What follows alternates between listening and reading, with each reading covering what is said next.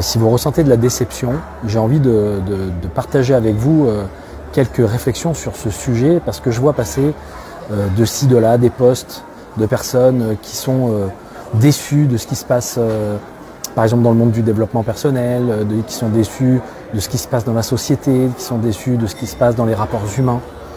Et effectivement, il y a parfois de quoi être déçu, mais pour être déçu, il faut déjà avant tout avoir des attentes, et avoir surtout des attentes qui soient illusoires. C'est-à-dire avoir des attentes, des ambitions qui ne soient pas forcément réalistes. Et effectivement, de refuser une forme de réalité. Et c'est ça qui fait que souvent on se retrouve déçu, c'est que on attend de la vie, on attend des gens, on attend, par exemple dans le monde du développement personnel, les gens qui se disent « Ah bah tiens, les gens qui font du développement personnel sont censés être des gens bienveillants, avancés, évolués, etc. » Alors non, pas du tout, ce sont des gens qui sont en chemin, ce sont des gens qui essayent de mieux se comprendre et qui essayent de mieux comprendre les autres, mais malheureusement qui sont aussi mus par des conditionnements, par des blessures, par des difficultés psychologiques, et qui n'ont pas forcément toujours les bons comportements, parce que chacun d'entre nous essayons de pouvoir vivre au mieux notre vie dans les rapports humains, dans les relations avec les autres, et d'y trouver une forme de reconnaissance, une forme d'amour, une forme de valeur. Et ça, c'est un des points essentiels. C'est-à-dire qu'à partir du moment où vous n'avez pas accès à un sentiment d'amour de soi suffisamment présent à l'intérieur de vous, je dirais inconditionnel, parce que la seule personne qui peut apporter une forme d'amour de soi inconditionnel, c'est de soi à soi. Parce que souvent, avec le monde extérieur, du coup, il y a des conditions, il y a des critères, il y a des visions du monde qui sont différentes, il y a des perceptions qui sont différentes. Donc à partir du moment où vous n'arrivez pas déjà à avoir vous-même cette auto-appréciation, cette auto-évaluation, parce que vous estimez que vous n'êtes pas à la hauteur de vos ambitions, que vous n'obtenez pas ce que vous voulez dans la vie, que vous n'êtes pas assez comme ci, que vous n'êtes pas assez comme ça pour plaire aux autres, pour obtenir des choses que vous voulez, alors vous avez des attentes envers vous-même, et puis ces attentes ou ces ambitions que vous pouvez avoir à l'égard de vous et de votre vie, quand elles ne sont pas satisfaites, ça crée de la frustration. Ça crée de la frustration, ça peut créer de la déception, ça peut créer de la tristesse, de ressentir ce vide, ce manque, ça peut créer de la colère, de se dire que c'est pas comme il faudrait que ce soit, que c'est pas juste, que ça devrait être autrement. Déjà à l'égard de vous-même, mais ça peut aussi être à l'égard du monde à l'extérieur de vous. Et vous pouvez avoir des attentes à l'égard du monde à l'extérieur, et des ambitions également, ou des aspirations que le monde soit différent, que la société fonctionne différemment, que les gens à qui vous donnez votre confiance ou en qui vous aimeriez avoir confiance soient des gens fiables.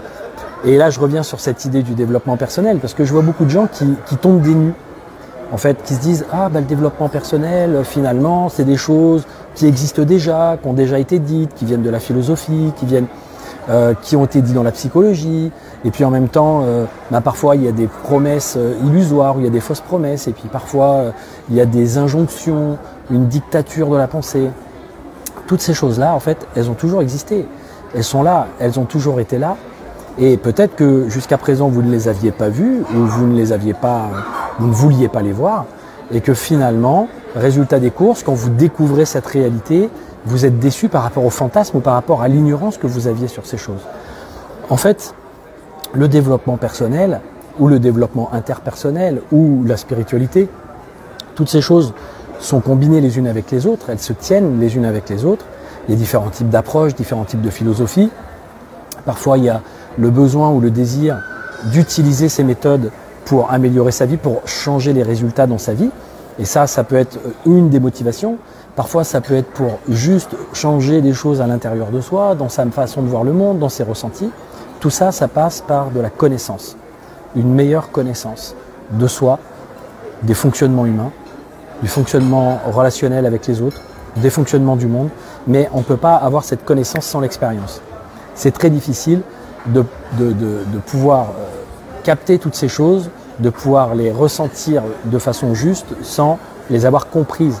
Comprendre veut dire prendre l'information, l'intégrer à l'intérieur, la ressentir à l'intérieur, et ça change après la perception des choses, et ça amène à d'autres niveaux de compréhension des choses. Et peut-être avec de la compréhension, on devient plus compréhensif, on devient peut-être un petit peu plus, on va dire, avec des approches compassionnelles, d'altruisme, d'empathie pour les choses qui se passent, parce qu'on comprend les mécanismes qui sont derrière ces apparences ou ces comportements ou ces choses que les gens font et qui sont décevantes pour nous. Et souvent, il y a cette idée de se nourrir, évidemment d'être nourri par le monde extérieur. Ça, c'est un des fondamentaux. Quand on vit au monde, on a besoin d'être nourri par de la nourriture évidemment physique, mais aussi par de la nourriture affective. Et quand on n'a pas cette nourriture affective suffisamment, qu'on la ressent pas suffisamment à l'intérieur de nous, qu'on n'a pas été sustenté, on va dire ça comme ça, et qu'on n'est pas capable de s'auto-nourrir de ça, de sentir ça, alors évidemment ça crée du vide, ça crée du manque, puis on va chercher à l'extérieur par le biais d'objets, de différentes choses, gagner de l'argent, réussir son business, avoir la relation amoureuse parfaite ou en tout cas idéale, avoir les enfants, plein de choses à l'extérieur pour sentir qu'on comble ce vide ou ce manque de satisfaction à l'intérieur. Donc évidemment que notre satisfaction, notre estime, notre amour, il est lié aussi à ce qui se joue dans les interactions avec le monde extérieur. Hein, c'est ce qui se passe déjà à l'intérieur de vous, puis ce qui se passe dans les interactions extérieures. Donc si vous ne voulez pas être déçu, partez du principe que les choses sont simplement des expériences à vivre et dont vous pouvez tirer de la connaissance, des apprentissages. Vous pouvez grandir. Parfois vous êtes blessé par la vie, cette blessure, soit vous vous dites je suis victime de ça, j'ai été blessé, j'ai été maltraité, j'ai été abusé, j'ai été manipulé et donc je suis victime de ça et en fait en réalité la vie ça ne devrait pas être comme ça, les gens ne devraient pas fonctionner comme ça, je n'aurais jamais dû vivre cette difficulté. Soit au contraire vous vous dites ok, la vie m'a mis face à cette difficulté là, je l'ai ressenti douloureusement, mais si je ne sais pas comment l'intégrer, si j'essaye de la mettre à l'extérieur de moi comme un objet de quelque chose que je ne veux pas vivre, que je ne veux plus ressentir, alors je vais me désintégrer moi-même et je vais être sans cesse en train d'essayer de fuir toute situation qui pourrait amener un inconfort, amener une souffrance, amener une douleur, alors qu'en fait la vie est faite de ça. La vie elle est faite de moments où c'est agréable. Dans les moments agréables, on profite, on est bien, etc. mais on n'apprend pas forcément grand-chose. Et puis de moments où d'un coup on est mis à l'épreuve, c'est un peu le parcours du combattant, où il y a des défis, des challenges. Et là, on se pose des questions, on essaie de trouver des solutions, on réfléchit. Et c'est là que effectivement, on grandit aussi. On fait grandir notre capacité à être au monde, à ressentir la vie et aussi à la comprendre pour pouvoir ensuite être plus dans une forme de phase ou de flow avec ce qui se passe dans notre existence. Ça ne veut pas dire qu'on le sera tout le temps. Ça ne veut pas dire qu'on va arriver à un niveau de connaissance où d'un coup, ça y est, on est illuminé, on est éveillé, on a réalisé qui on a réalisé ce qu'on veut dans la vie, et puis il n'y a plus de problème, il n'y a plus de contraintes, il n'y a plus rien. Non, il y aura toujours des contraintes, il y aura toujours des choses autour qui changeront, qui bougeront, et c'est notre capacité à nous adapter à ces choses qui fait la différence. C'est notre ressenti, c'est l'état interne dans lequel on se met, c'est l'état d'être dans lequel on se met. C'est notre responsabilité de savoir dans quel état on a envie d'être ou pas. Évidemment qu'il y a des éléments extérieurs qui déclenchent. La société où il y a des gens qui sont en train de vivre ça, d'autres, il y a plein de choses qui nous paraissent injustes. Et comment on prend ça? Qu'est-ce qu'on en fait? Soit je le prends et je me fais mal avec, soit je me dis oh là là, le monde est horrible et je suis déçu de tout ça parce qu'effectivement j'avais des attentes et des illusions, et puis peut-être un système. Soit j'ai une petite coupure, je ne sais pas si ça passe bien. C'est le jeu qui m'est donné, dans un jeu de cartes où on nous donne une donne, quoi, on nous donne un certain nombre d'éléments, et puis c'est avec ça que je construis et c'est avec ça que j'essaye d'évoluer. Voilà, donc je vous invite à notion du passé parce que ça coupe apparemment. Je ne sais pas si vous êtes présent ici, où je vois quelques personnes, mais j'ai pas vu forcément de messages ou de questions. Mais si vous avez une déception, c'est que vous avez des valeurs, vous avez des besoins, vous avez des critères, vous avez des attentes, et peut-être un peu illusoires, que vous n'arrivez déjà pas à satisfaire vous-même. Si vous êtes cette personne qui fait du bien, si vous êtes cette personne qui a les bons comportements, si vous êtes cette personne qui fait de son mieux avec son environnement, je ne dis pas d'impacter le monde, je dis juste de faire de votre mieux et de sentir que c'est lui-même et qui fait de son mieux, alors vous vous rendrez compte que vous aurez fait votre part, vous aurez beaucoup moins ce sentiment de déception à l'égard du monde extérieur. Vous aurez peut-être même de l'énergie pour justement écouter les autres, les accompagner, les soutenir en vous disant moi je peux être là si tu as besoin pour t'aider à sentir que tu mets en place des choses qui sont plus satisfaisantes pour toi. La psychologie, toutes ces choses-là qui nous intéressent, qui peuvent intéresser les personnes qui cherchent à mieux se connaître, à mieux comprendre les choses, à mieux se comprendre eux-mêmes.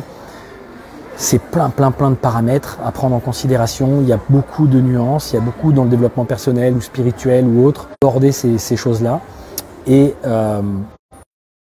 juste parce que vous prenez quelqu'un qui présente les choses d'une certaine façon avec un intérêt personnel ou qui utilise mal cette chose-là, ça ne veut pas dire qu'il faut condamner l'ensemble du développement personnel.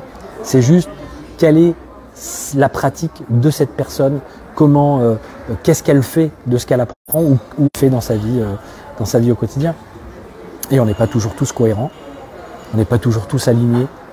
Voilà, c'est juste l'histoire d'accepter ces facettes de lumière, mais comme ces phases d'ombre, en tout cas ces parties de nous qui sont pas très éveillées, qui sont même parfois un petit peu enfermées à l'intérieur de nous, et par rapport à l'internet. Donc voilà, je voulais juste vous faire passer ce message. Commencez par aller chercher à l'intérieur de vous ce qui vous nourrit, ce qui vous relie à une forme d'amour de soi, une forme d'amour propre, juste pas un amour démesuré, moi je suis mieux que les autres, le monde part en vrille, moi je suis la bonne personne, moi je ne fais pas ce genre de choses, voilà, non, c'est juste, ok, ou trop cinglant, et puis je fais... En fait, vous allez vous rendre compte que vous allez être un petit peu moins déçu par les circonstances extérieures et par ce que la vie ne vous apporte pas ou ce que les autres, la vie par le biais des autres ne vous apporte pas et pour lequel vous êtes en attente au fond de vous. Parce que vous avez besoin, parce que voilà, il y a des manques, il y a des vides, etc. Un séminaire de 2 jours sur la Belgique, sur de la connaissance de soi, la transformation de soi, pour se réaliser pleinement. Et en fait, ce qui ressort souvent, c'est ces éléments-là dont je viens de vous parler, chez les personnes, chez les uns et les autres, il y a ce manque de compréhension, ce manque de prise de conscience de ce besoin profond de reconnaissance, de reliance à soi. Et puis cette déception par rapport à eux-mêmes, par rapport à l'égard de la vie. Et donc l'idée c'est un peu de recadrer le sens de tout ça, parce que on se fait du mal et on s'empêche, on s'handicape avec ces façons de voir, ces façons de ressentir, ces façons de penser les choses. Et donc les transformations souvent s'opèrent quand justement on arrive à aller au-delà de ces contrariétés et de ces frustrations internes et qu'on construit à partir des éléments négatifs ou désagréables qui nous arrivent. Même les blessures, elles font de nous qui nous sommes, elles nous forgent, elles nous renforcent. Donc l'idée c'est plutôt j'ai pris des coups, j'ai pas eu de chance et la vie je n'ai pas sympa avec moi et j'y arriverai jamais et je ne mérite pas de réussir et je ne mérite pas d'être heureux.